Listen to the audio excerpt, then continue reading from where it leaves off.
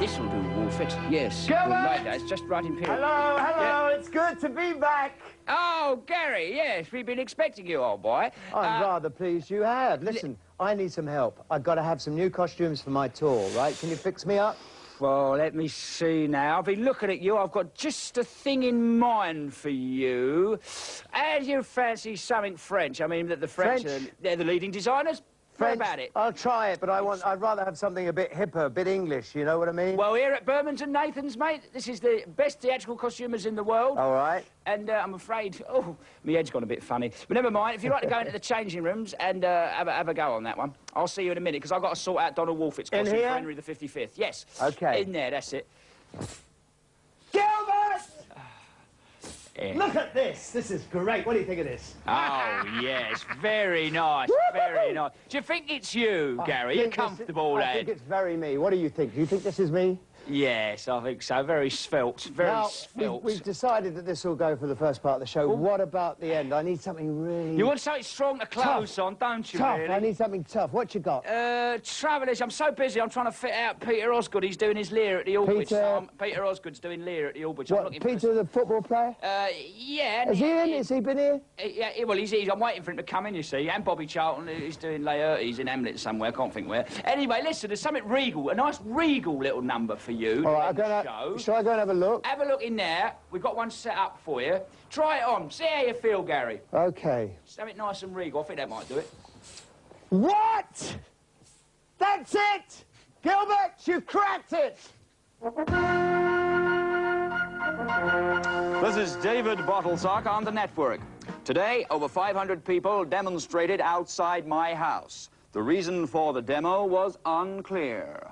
A spokesperson for the group said earlier, "The only reason for our action here today is that we intensely dislike the smoke tones of David Bottlesock." A spokesperson for Bottlesock said, I must say, we're not all that keen on the obnoxious Canadian ourselves, actually. Finally, newscaster David Bottlesock crumbled visibly in front of millions of viewers in a rare display of emotion. Weeping gently, I said, I can't change now. I'm too dull and unimaginative. In times of crisis, I say, and now, let's have a look at that potato again. Buzzard, stew. Oh, can't you provide some culinary alternative? I'm sorry this surfeit of stew offends you, my lord. Of late, I seem to think of little else. Ha! What wouldst thou eat? Rattle, geese, pepper larches. It is done, my lord.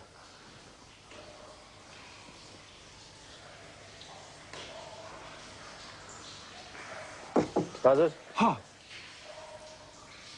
But what of my pepper larches? My geese, my rattle, what are they? I seem to have made it all into a nice stew.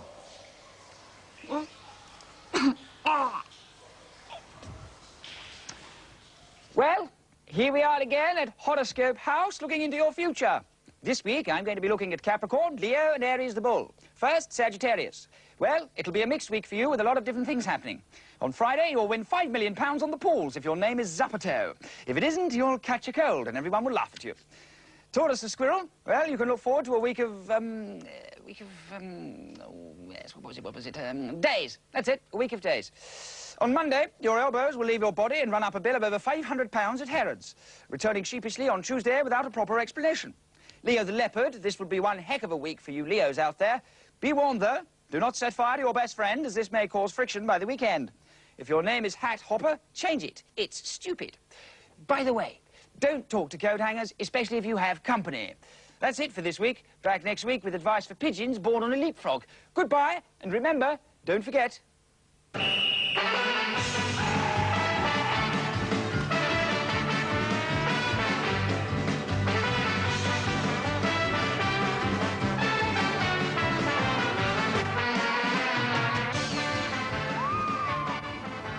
Dear Mum and Dad, things are a little hectic here at the hotel, so yesterday I thought I'd go off on my own and explore the real Spain.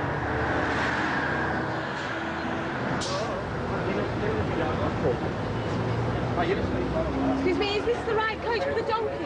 Donkey trip, thank you. Looks like I'm on the right one. You can guess who turned up on the coach. We're going on a trip of a lifetime, ladies and gentlemen, out into the very Sierra of Spain, the centre of Spain, the real Spain. That's what you paid your money for. You want to see the real Spain. Well, that's where we're going today. Enjoy yourselves and have a nice packed lunch in your Tupperware boxes. But remember, don't get in those Tupperware boxes. It's too small. Not content with embarrassing me to death on the coach, Gilbert insisted on helping out with the donkey ride. And here we go, the runners and riders of the 3:30 here in Spain. 3:30, and it is Lester Piggott here on the inside, ridden by Willie Carson, ridden by a T-chest, and then there's a sideboard coming through on the far side on top of a donkey. I thought they were supposed to be horses. They can't be right. Okay, kid. Get on your horse and drink your alabaster milkshake, kid. Gilbert, it's me, Charlotte.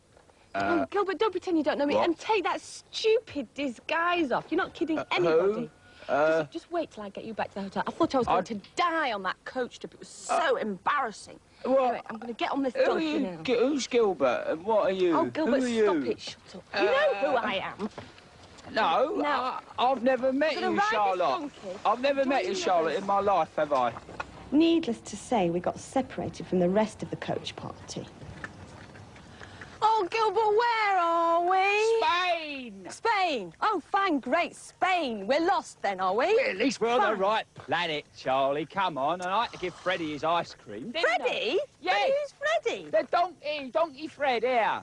Well, if you hadn't taken Freddie the donkey to the lavatory, we wouldn't be in this predicament, would we? Charlie, he needed a shave. Let's face it, he was looking a bit wispy, wasn't he? Oh, really? Yeah. Madam, I mean, Well, we're Charlie, never going to catch up with the others now at this rate, are we? We've lost the rest of the pack now. yeah, it's fun, isn't it? Fun? Yeah. I don't know. Freddie's been making some very strange noises after you gave him that ice cream. Yes, he's gurgulating, and all donkeys do that after they've had ice cream. Gurgulating? Yes. You'll be gurgulating in a minute when I get you back to that hotel. Yeah, well, you don't know the meaning of the word. Oh. Eventually, I was driven to making my own arrangements for transportation back to the hotel.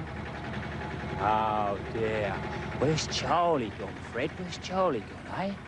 Here, do you see much of old Don Quixote these days? Oh, that went down well. Fortunately, however, I managed to sort out my little misunderstanding with Manolo. Oh, so that girl by the pool was your sister? She's my sister. My sister is very thick. Oh, not very clever, not good at school. No, she's very thick. Thick. Oh, sick! I took her to a hospital in America. The best hospital, best doctors. It cost me millions of pesetas. I know, and your grandmother, you had to move to the mountains and buy the mansion because of the air, and that must have cost you a fortune. Charlotta, when it's a family, money is of no importance to me. Oh, no.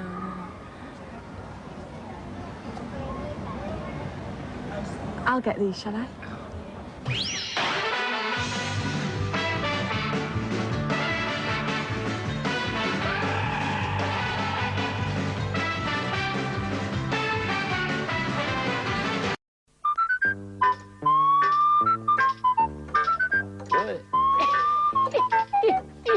Ursy, Barry, get over there. Over there, don't mind those bakers. Oh, hello. Yes. Hello there. Graham, the ordinary cat. One day, Graham was curled up, fast asleep in his favourite position on the big, soft rug in front of the nice, warm fire. Then, Mr. Tiddles padded into the room with a saucer of sickly, rich cream. Here you are, Graham. Here's your saucer of cream, you idle, lazy, good-for-nothing moggy. Graham slowly woke up, slouched over to the saucer, and greedily slurped up all his cream. Then he walked about a bit and had a look at a few things, yawned, stretched, and settled down to sleep again in front of the fire. Oh, what a day it had been. Goodbye, wee tinies. Oh, yes, Gary, I think that's you. Now, that is Gilbert, it marvellous. doesn't feel tough enough for me. Yeah, It doesn't feel... Where's the mirror? Where is Have a look the in the mirror? mirror. Go and have a look in the mirror, Gary. You look well hard, son, well hard. You look Gilbert! clean, you look great. I need something tough. This is not good enough. Oh, it's Henry VIII, isn't it? Henry VIII. You know what Henry VIII did, Gilbert? What did he used to do, Gary? Shot people's heads off. Right, in that case, I've got just a thing for you.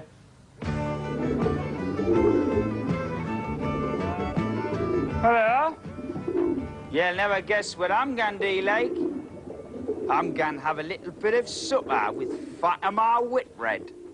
I reckon we're going to have spaghetti hoops, like. Secretly, I'm hoping in my heart of hearts that it's Arctic roll for what afters, like. Yas, never know yas. Look, I tell you what, thinking about it, it might be them profiteroles, what all they, like, posh gadgets have, you know, when they got all that money coming out of them whopping great fat wallets, or whatever kind of receptacle that can do the job of a money container, but isn't necessarily. Still, having said all that to yous, I cannot be quite sure until I speak to Fatima on a one-to-one basis. I'm not expert, like, but I reckon that Fatima can allers use some carbohydrates, particularly when she's building up to the Olympics or some other event like that, but obviously isn't 'cause it's not. Anyways, she has to keep in peak condition so that she can attempt all them wild records, what all them other people have, until someone comes up and says, "Do yous mind if I borrow your record?" No way! Hell's teeth, man! Do you think I'm a charity? I've worked my duffel bag off for my record, like. The answer is nah. N-O, nah. Last night, I dreamed that I was on a golfing holiday with a tumble dryer. When I woke up, I was. I had to laugh, though, 'cause I'd forgotten my Severiano Ballesteros Pro Tournament golf clubs, which is just as well, really, 'cause the ones that I've got have got shafts that are made out of balsa wood and semolina. However, you can always dream.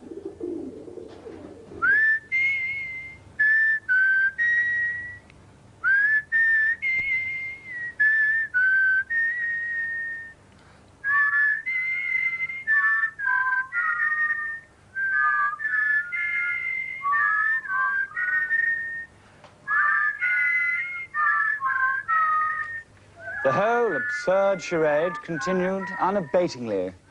My chaps were at a low ebb. I would have liked to have gone too, but someone had to stay in the hut and kip. It was early one spring morning in 1944. Gus very nearly got the better of us. Lucky for me, I fell into kipping Winky Bye-Bye's procedure. Yeah. Yeah, I understand your position, Dr. Willem. Of course, Dr. Willem. Yeah, why would I do that?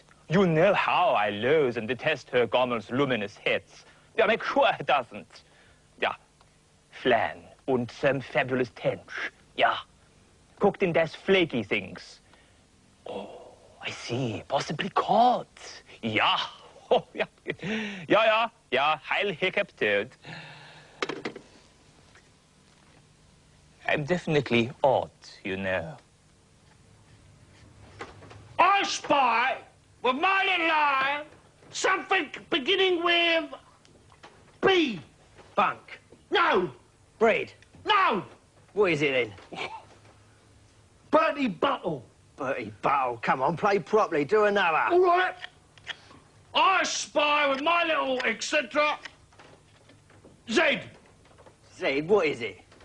Zoo. Zoo, reckon. Come on, play properly, do another. All right, all right. I spy with my little etc. W. Got it. Whitling. No, whack. Oh. Come on, chaps, pack it in. It is Whitson after all. Yeah, I suppose you're right. Yeah, fair enough, yeah.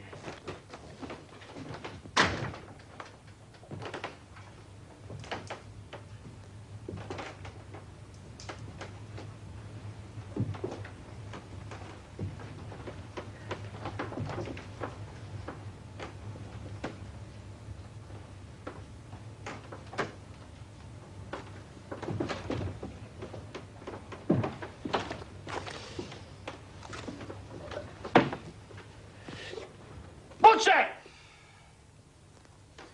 Read it for yourself. I am not one of those people who enter the room, pin the notice and reads it out. I merely enter the room, pin it up, and exit.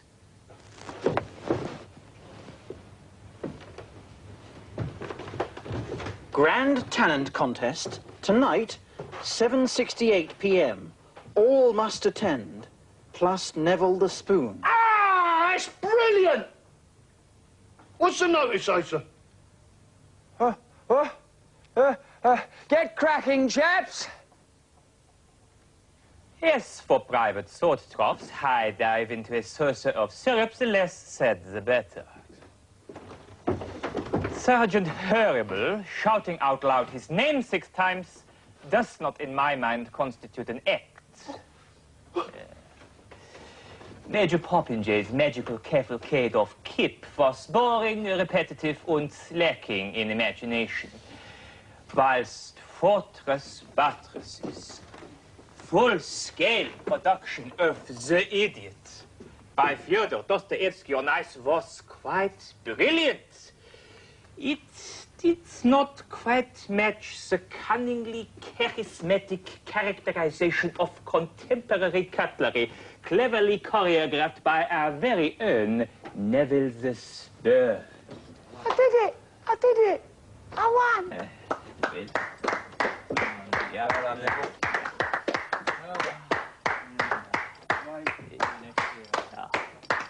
A worthy winner, I think. Yeah, that's where they are. Maybe next year. Right. Right, you lot. Have you got a licence for that talent contesting? If you have, I'd like to see it. Yeah, this came through this morning. Fourth post.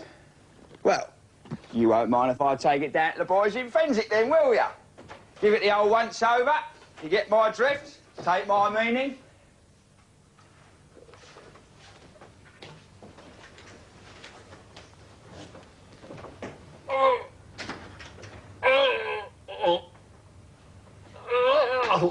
Try to stay sane, Horace.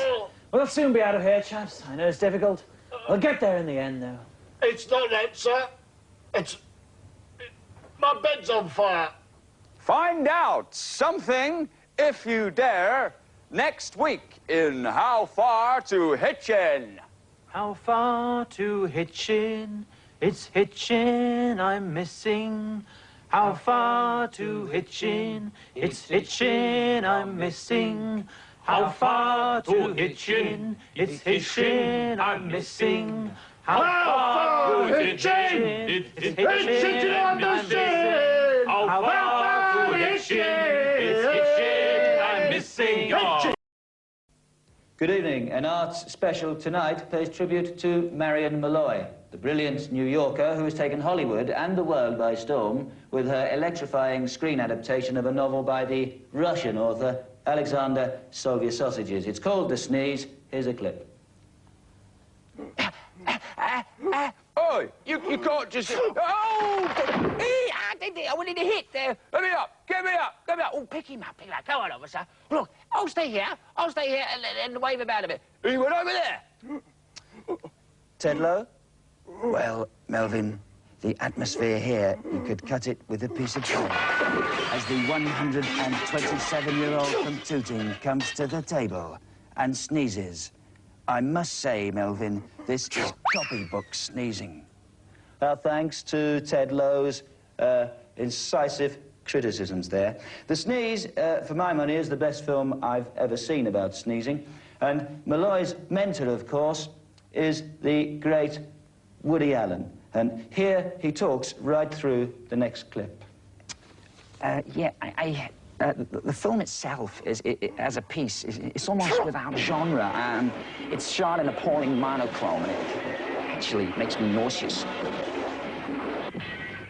The Sneeze opens at the overpriced little cinema club on the green round the back on the 55th of Fred. Yes, and it's time once again to play Kiss the Tosh. Here is your host, Marmaduke Smarmy. Oh, I love it. Keep it coming. That's tremendous. Oh, you've no idea what this business is like, really. Oh, OK, this is Giz the Dosh once again, and as always, 2 contestants to play Giz the Dosh. It's a very easy game to play. What are those things on the screen? Bro, believe you me, this is a terrific show. On my left, we have Alan Snell. Alan, you're a little bit late, I think, weren't you? Yes, I'm sorry, Marmaduke. I've been at the doctor's. Yeah, what do you say? Well, I said, Doctor, want to do that? It's hurting. Yeah. And he said, don't do it. And the prizes this week, of course. Everyone's sitting there thinking, what are the prizes, Marmy? Well, we'll go over now and join Barry. We'll go and join Barry, not Alan, Barry, over there and see the prizes. What do you got, Barry? These, yeah, I've got the straw donkey. Oh, and those on the floor. They're condiments anyway, you couldn't see them, but... Yeah. Well, that's great. Terrific prizes as always. To Alan on my left, to Alan on my left. Oh, there, I've been doing this show so long now. We always get it wrong. Right, Alan. Ah, great, we got him there. Alan, is Florence Nightingale the Duke of Wellington? Yes or no? It's a hard one. It's a really hard one. Yes. Well, in a way she is, I suppose. But in a way, aren't we all? Yeah, okay. A little bit of philosophy there. Well, that's good. Now we like to educate you. Right. Michael Cookson, here's your question. Oh, sorry, I gotta read it to you. Almost forgot there. Michael. Yeah? In which country is London? Look, I didn't come here to answer personal questions. Okay, that's great. The right answer, Michael. Terrific. Well, everyone's a winner on Giz the Dosh. So there you go, folks. Thanks for watching this week. You guys, if you want to come into the middle and join me here, we'll say goodbye to the folks back home because they love me and I like them anyway. Okay, goodbye, all. Goodbye. Thank you, Alan. Thank you, Michael. Goodbye now. Diddly-dee, diddly-dee. No rush for the changing room, Gary, as long as you're out by the turn of the century. That'll be all right. Gilbert! Yeah? I'm going to crown you! Oh, lovely, yes. Oh. Arise, Sir Gilbert. Oh, thank you very much, Gary. Thank you very much. Another rock and roll night. Yeah! Rock and roll! Rock and roll, rock and roll, rock and roll.